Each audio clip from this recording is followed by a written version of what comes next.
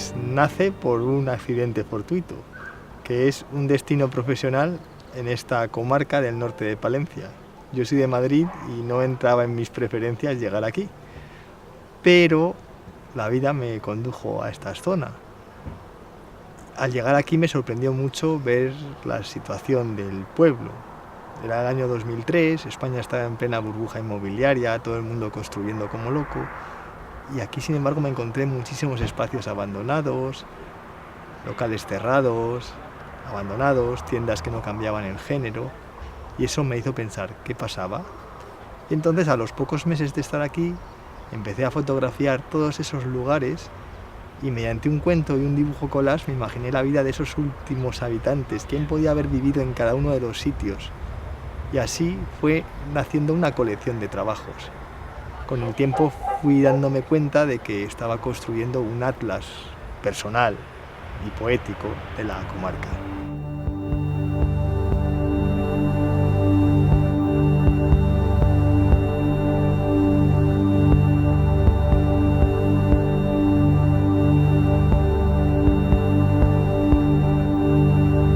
Pues Guardo era una bendición, porque es que había trabajo, teníamos todo trabajo.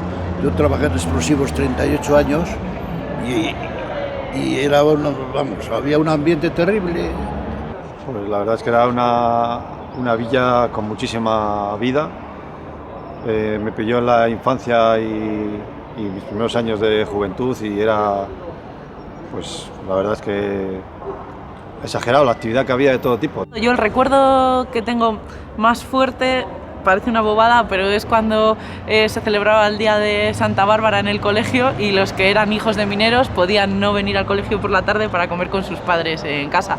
Es más el recuerdo que tengo de cuando iba al colegio y tal, porque después mi crecimiento personal, como quien dice, mi adolescencia, ya mi edad adulta, lo he vivido sin el auge de las minas. Que decíamos, Guardo lleva el camino de Barruelo, Barruelo Santullán. Y efectivamente, la gente que es muy sabia no se ha equivocado ni en lo más mínimo. Hemos llevado exactamente el mismo sendero. Somos un pueblo mucho más grande, pero el declive ha sido paulatino.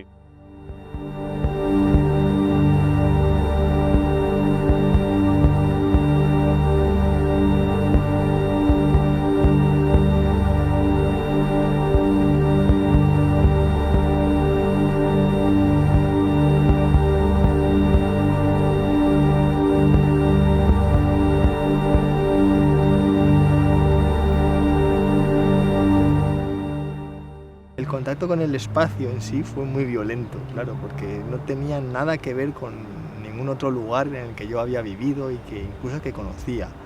Y eso que había hecho muchos viajes, pero nunca había estado en un lugar igual. Y el contacto con los vecinos, la verdad es que me sentí muy bien acogido en ese sentido, porque ya fuera por los compañeros de trabajo o las primeras señoras que me alquilaron la casa, pues siempre fueron muy amables conmigo. Pero luego me di cuenta que había una pequeña herida social, sobre todo dando clases, porque yo soy profesor, y que estaba en todos y cada uno de mis alumnos y que a veces dificultaban mi trabajo. Y eso también fue algo que me instó a hurgar en esa herida, ¿no? Y a ver de dónde venía.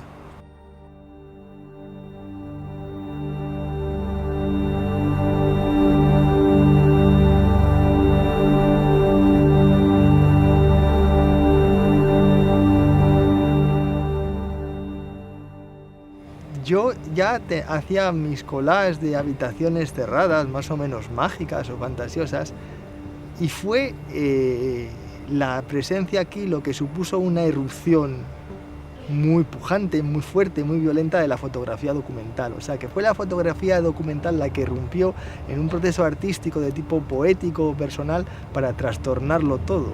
No sé si así se explica un poco cómo se gestó el asunto. O sea, fue lo que llamaba Hal Foster, me parece que era presiones de lo real. O sea, hubo una presión de lo real que me instó a utilizar fotografía documental cuando nunca antes lo había hecho.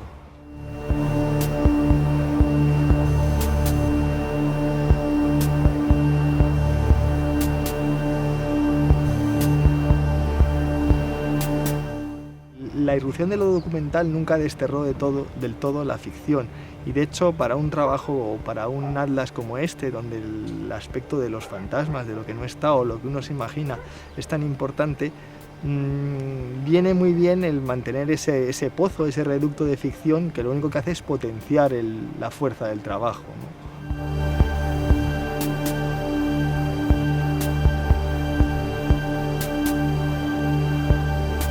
Cuando yo llegué aquí, este fue uno de los edificios, el que estaba detrás de esta zona, que más me impactó, porque era un bar que ya estaba cerrado y mantenía un rótulo, Bar Iris, que no lo habían cambiado desde los años 50 o 60 por lo menos.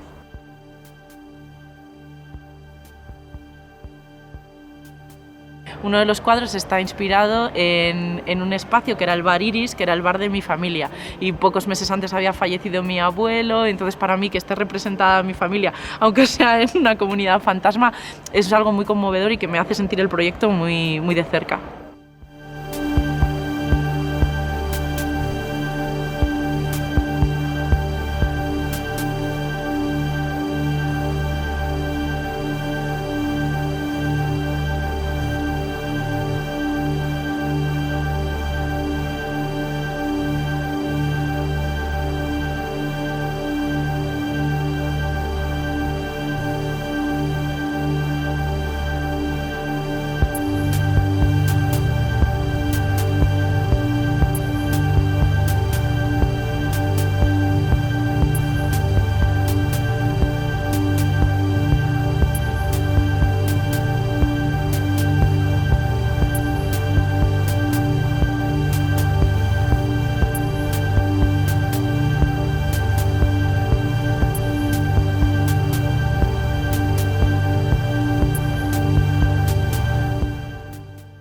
En las primeras entrevistas con el grupo mediador ya surgió el tema del destino de Comunidad Fantasma y barajamos varias posibilidades, incluso la de buscar un acomodo lejano, ¿no?, en comarcas que también hubieran sufrido la reconversión industrial, pero yo pensé que era lo mejor que podía hacer por el pueblo de Guardo, era dejárselo a ellos y hacerles partícipes también de esa gestión futura.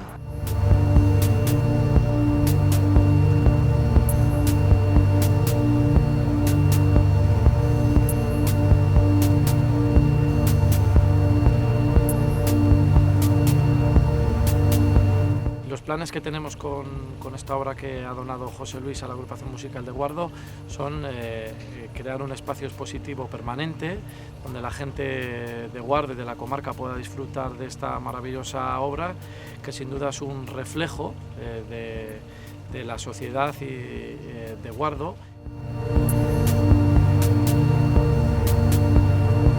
Soy consciente de que hay mucho trabajo por hacer, porque apenas hay espacios habilitados, tampoco hay un plan claro todavía, solo hay una declaración de intenciones, y ese es un trabajo que hay que hacer y es un trabajo muy exigente, pero que siento que cada vez ya me va correspondiendo menos.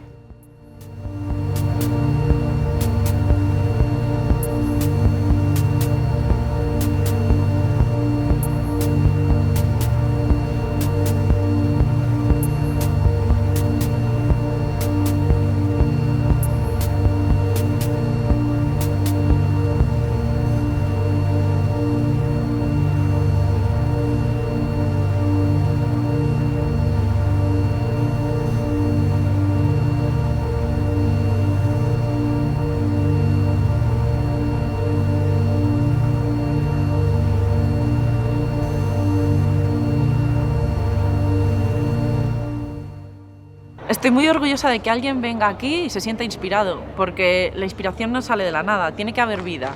En menor o mayor medida quiere decir que esto se mueve, que esto le provoca a alguien una serie de sensaciones, en este caso a un artista que ha sabido plasmar sus sentimientos o lo que le ha provocado este pueblo en una serie de obras de arte. Entonces yo creo que este proyecto puede ser un momento de reflexión importante para que todos que estamos aquí en la zona principalmente, que siempre hemos querido estar en la zona y luchar por la zona, pues que nos olvidemos un poco de esta situación.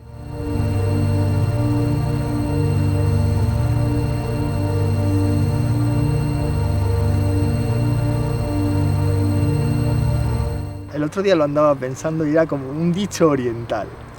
Quizá que las cosas necesitan una cierta oscuridad para nacer, pero necesitan luz para crecer. Y la luz de los proyectos artísticos son los demás, son los ojos de los demás.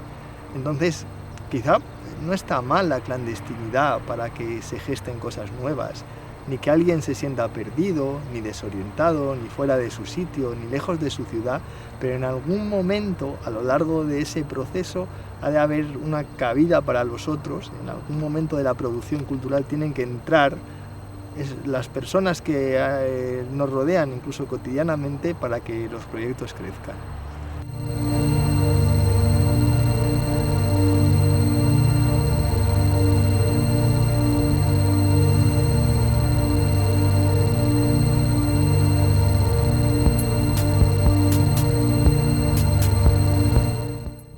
Pues yo creo que el trabajo de José Luis tiene varias claves. Quizás la primordial sea cómo retrata toda la vida, todas las costumbres y toda la historia que se ha vivido en todas estas zonas que de alguna forma se ha soterrado y intenta como volver a sacar a relucir todos esos procesos que se ha vivido en cuencas mineras. Otra de las claves es que este atlas está entre la ficción y la realidad, y creo que José Luis ha llegado a juntar estas dos fases de una forma en la que el espectador sabe lo que es la realidad, porque ahí hay una historia, pero deja un gran campo para la imaginación del espectador, sobre todo, por ejemplo, para la gente que vive en Guardo o en las zonas que José Luis ha retratado. Siempre ha quedado evidente cómo todas esas personas, al ver esa fotografía, se pueden imaginar a esos personajes, y luego aparte cómo la vida de esos personajes también entra en juego con sus propios recuerdos, ¿no? Me ha parecido muy interesante el trabajo por el pie que da a la reflexión, ¿entiendes? La reflexión de lo que somos. Pero me da la impresión de que con un trabajo tan bien fundamentado, tan filosófico, con el análisis o la problemática que él quiere denunciar o que quiere mostrar que el artista ve, me da la impresión de que el pueblo lo va a ver como una falta de respeto. Fíjate lo que te digo, ¿eh? Sí, que van a pensar, pero bueno, ¿de qué sacan aquí que Guardo es una comunidad fantasma, no?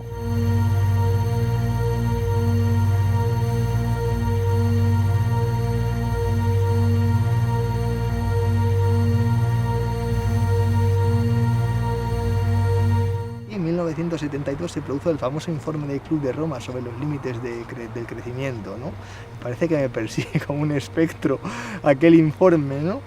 Y es que me voy topando con esos límites del crecimiento una y otra vez, y entonces golpean de manera distinta a cada sitio, en cada casa, en cada calle, en cada pueblo, pero es uno de los grandes temas de nuestro siglo XXI. ¿Cómo vamos a poder vivir en un entorno en el que ya no podemos crecer mucho más por el deterioro ecológico, económico y social de tantos lugares?